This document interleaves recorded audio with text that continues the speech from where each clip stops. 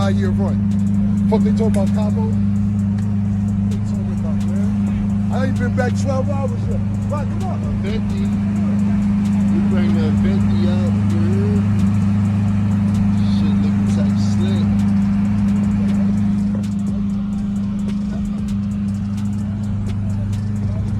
I don't know, Black.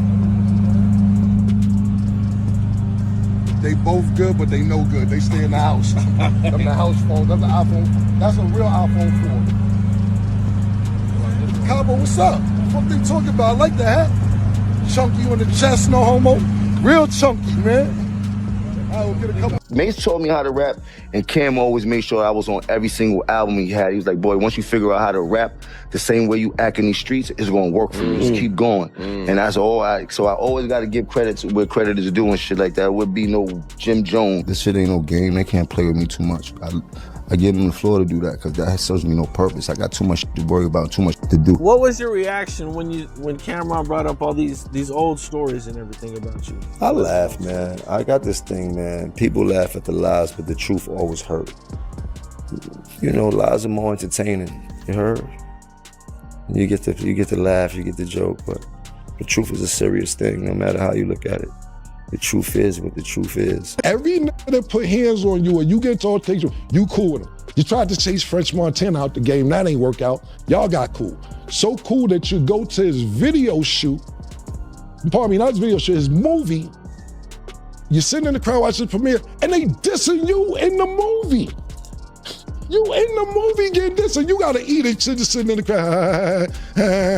Nah, they dissing you in the movie that you went to go see, bro. Every nigga that do something to put pressure on you, you sit there and work it out. But when they got a little genuine heart for you and all that, cool, that's the pattern.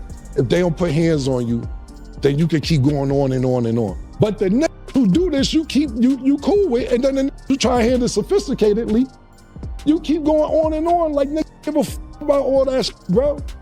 So niggas don't care about none of that shit, man. Niggas don't care a little bit, man. What I'll finish with is this, man. I'm never here to downplay your character. As much as you try to degrade my character for years and push me under the bus and say, I ain't start this and I ain't do that, and you started Pink and you made the Diplomats, which is just... Do you ever hear me talk about when you ran on me when BMF pulled up? When you ran in the hotel, they chased you to the beach.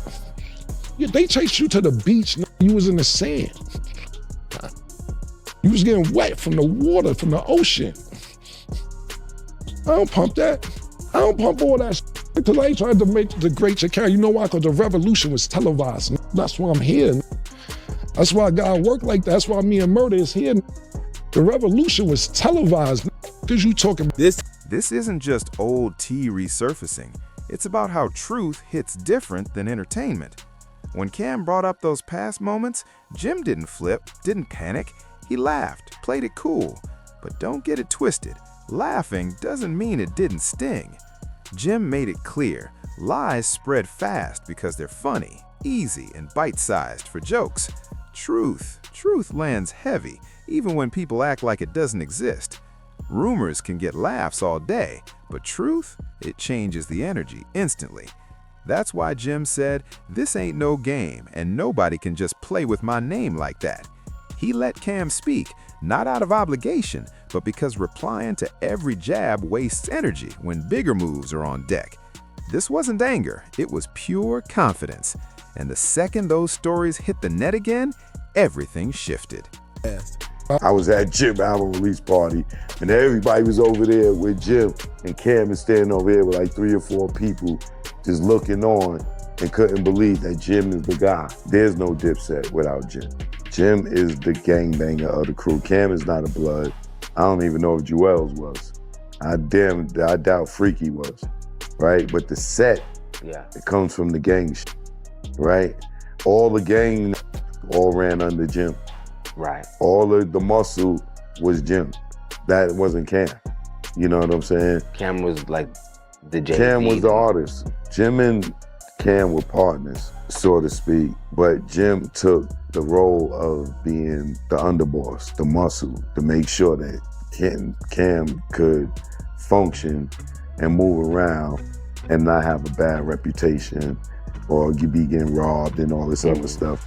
So Jim put he stood front line for anything in regards to Cam, and then he put Dipset in front of Cam. The wedge that became between Cam and Jim is Jim's success. Cam always looked at him as being the star, Jim being Capo. You know what I'm saying? Right. But it's kind of like Sammy the Bull becoming John Gotti. You know what I'm saying? Gotti's probably gonna feel a little way if Sammy becomes the main man. You know what I'm saying? And in that situation, that's what it is. Jim started to grow as an artist. And as he started to grow as an artist, he started moving from standing behind Cam to he started standing next to Cam. And then it got to a point where he stood in front of Cam. And Cam was looking him over his shoulder like, yo, what you doing? And then that built the animosity. And by the time Ballin' hit, Cam had a gang of animosity and internal hatred. And I know because I seen it, I was there. I felt like he was a fucking hater because like I felt like he was supposed to be happy for Jim. He was under the wing. Jim was the muscle. You get what I'm saying? Jim he's Cam's partner. But he's taking a step back to play the muscle. Here's where it gets complicated. Once the Mase taught you how to rap line hit, things escalated fast. This wasn't just music talk, it was credit, origin, and who really put who on. Jim made it clear. Mase showed him structure, technique, discipline. Cam, he pushed Jim to be himself, not a clone. Cam's advice was simple but lethal. Rap how you move in real life and it clicks. That wasn't control, it was mentorship. Jim always gives credit where it's due, but that doesn't mean people can rewrite history. Crossing that line, that's when a friendly story became a full-on battle over legacy. Then the patterns started popping, and things got awkward fast. Jim's name got tied to claims that he tried to push French Montana out. When that didn't land, suddenly everything was cool again. Not just cool, movie premieres, public appearances, watching shots get thrown on screen and sitting there like nothing happened. To some, that was calm. To others, swallowing disrespect. The bigger issue wasn't French, it was how Jim handles heat. When it's real, he smooths it over. When it's just talk, the back and forth never ends. This moment, fuel for the podcast conversation. Once names drop, the door swings wide open. Cam and Jim history go back before me. You understand what I'm saying?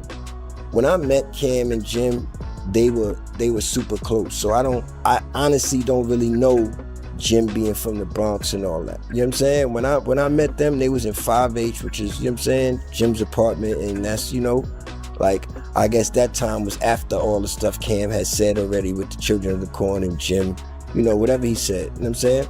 So, like I said, when I got there, Cam and Jim was like this, super tight. Mase wasn't even in the picture. I don't know Mase like that. You know what I'm saying? Every time I seen Mase, it's been a mutual, you know what I'm saying, respect there. So, you know, that's what that's been as far as me and Mase, you know what I'm saying? As far as, yeah, when I met Cam and Jim, they were already Trump tight and locked in. You understand what I'm saying? The Diplomats was already a name they had. You know what I'm saying? I don't sit there and claim I made the Dipset. That's not something I'm doing. You know what I'm saying? I made Dipset though, the two. Yeah, I did that. You know what I'm saying? Yeah. Then the patterns started popping, and things got awkward fast. Jim's name got tied to claims that he tried to push French Montana out. When that didn't land, suddenly everything was cool again. Not just cool. Movie premieres, public appearances, watching shots get thrown on screen and sitting there like nothing happened. To some, that was calm. To others, swallowing disrespect. The bigger issue wasn't French, it was how Jim handles heat. When it's real, he smooths it over. When it's just talk, the back and forth never ends. This moment, fuel for the podcast conversation. Once names drop, the door swings wide open. You know, the internet gets kind of crazy with the lies. The lies be can't- going crazy on the I internet. mean, well, They say the lies start from a narrative, and the narrative starts from a person, and you just got to look at it like that. But I've never been one in my life to care about clearing up no rumors. Like that just take time out my day from making money. I know who I am. I'm very comfortable in my skin. I stand 10 toes down on everything I believe in. I don't change my pivot, and everybody knows that. I mean, as you can see, I would not be here if I did anything else but be me. Stop tricking out their freedom, bro. This is gonna be the last time I address this. Whatever you got to say after this, good luck. I wish you luck. I got other shit to do. This is not on my motherfucking plate. Believe what you want to believe, because I got other things to do. You feel me, Murder? I ain't want to snap one of them nose, but yeah, I'm good. Here goes some popcorn stats. Jim wasn't attacked directly, but in today's world, name drops are enough to respond. One comment can become a headline overnight. Jim addressed it his way, firm, unshaken. Cameron did his own thing. Once both sides picked lanes, the internet ran wild. Clips chopped, narratives twisted, old history looking brand new. That's the tightrope people talk about. Stay silent, seen as guilt. Speak up, chaos. Jim didn't start this, but when the mic opened, there was no closing it. This was the real crack. It wasn't personal. It was power moving in real time. But now people got these platforms where, you know, they asking people, so it's like a thin line. So then you got Jim, like, it's just like people say, you can't respond. Even though Jim wasn't attacked, his name was mentioned. You understand what I'm saying? So now it opens the door for Jim to say something back. That's what happens. You know what I'm saying? With these podcasts and shit like that. So it opens the door, and Jim chose to, you know, say why just on his dick. You know what I'm saying? That's how Jim chose to carry it. You know what I'm saying? And then, you know, Cam chose to carry it the way Cam chose to carry it, and you have what you have now. You know what I'm saying? All I can say is Jim and Cam are very competitive. You understand what I'm saying? They've always been competitive, and it got to the point to where, you know, they had to be competitive against each other. I really looked at podcasts the other day. I was watching a bunch of podcasts. I'm like, it's crazy how all these old stories are getting everybody into so much trouble. These are just be old stories. Even like all that Cam said was something. He said all that on a live he did before, or pretty much like he did. You know what I mean? With him and Jim had some words. You know, they weren't on the best of terms years ago. So, you know, it's just new to the new listeners. You know what I'm saying? And the new internet fans and the new people that are on, you know, these podcasts and listening to these podcasts. So, you know, this is just like a double back of something that happened a couple of years ago. You know what I'm saying? So I'm just like, did this again? You know what I'm saying? Regardless of, like I said, you know, because I have my own issues with, you know what I mean? Behind the scenes, or whatever the case may be. We all probably have our own issues behind the scenes with whoever, but, you know. Now these platforms put people in the hot seat. Jim's name got mentioned, and that's enough to fire back. Podcasts give that opening, and Jim took it. Cameron did his thing too. Both are competitive, always have been. That competitiveness, it boiled over. I was watching podcasts the other day, and it's wild how old stories keep causing chaos. For context, Cam's lines were said years ago on a live, nothing new. But to new listeners, it sounds fresh, messy, shocking. From jump, the roles were clear. Cameron was the face, the spotlight. Jim, the muscle, the one keeping everything running smooth. Sit around and act like you've been around all this Harlem and everything. You ever see somebody from Harlem try to act like they from Harlem so bad that you got to keep saying, I'm from Harlem?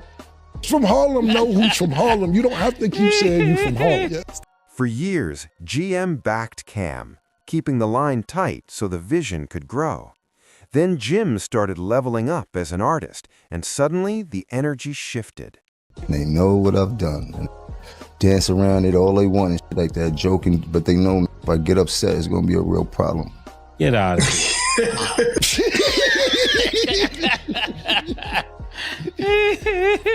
Yeah, listen, man. Listen. You were fanned out and you begged to come to your house after you heard all these mixtapes. That's how you got in.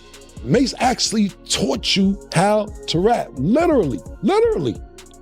He taught you how to rap. Mase taught me how to rap. You say it. We taught you how to rap. How you ran the whole organization. How you made Diplomat. Yeah, you ain't make none of this stuff. You was a fan. That's how you got down originally. Period. I heard the new you did. Yo, you want to come through? Come through. Why? Why are we going to Jomo's house? So yeah, I would bring some business over there sometime. A little back maybe. Standing behind turned into standing next to. Then, before you know it, he's front and center.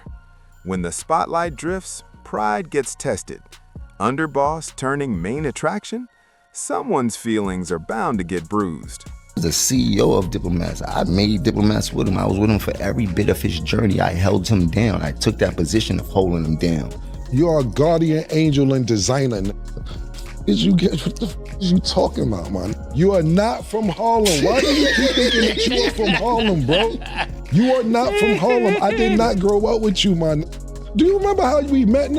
Pause. So not met, how you got cool with us? Basically, you heard our freestyles. And you came up to me one day when I was chilling in front of the house. You said, yo, man, I heard the freestyles. Y'all killing More freestyles come out. Y'all heard the new you did. Children of the Corn, 12-minute freestyle. Mase, Cameron Cardan, DJ Clue. Google Bloodshed and Cameron, Children of the Corn, freestyle. Are you at any of these places? No, you was not there, man.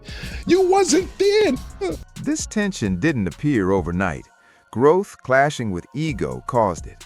Once the ball-in came, the balance was off. People hate hearing this because the internet loves stories, not facts. Jim pointed out lies don't just appear, they start with a narrative. And narratives, they begin with a person. Once it hits your timeline, it grows legs.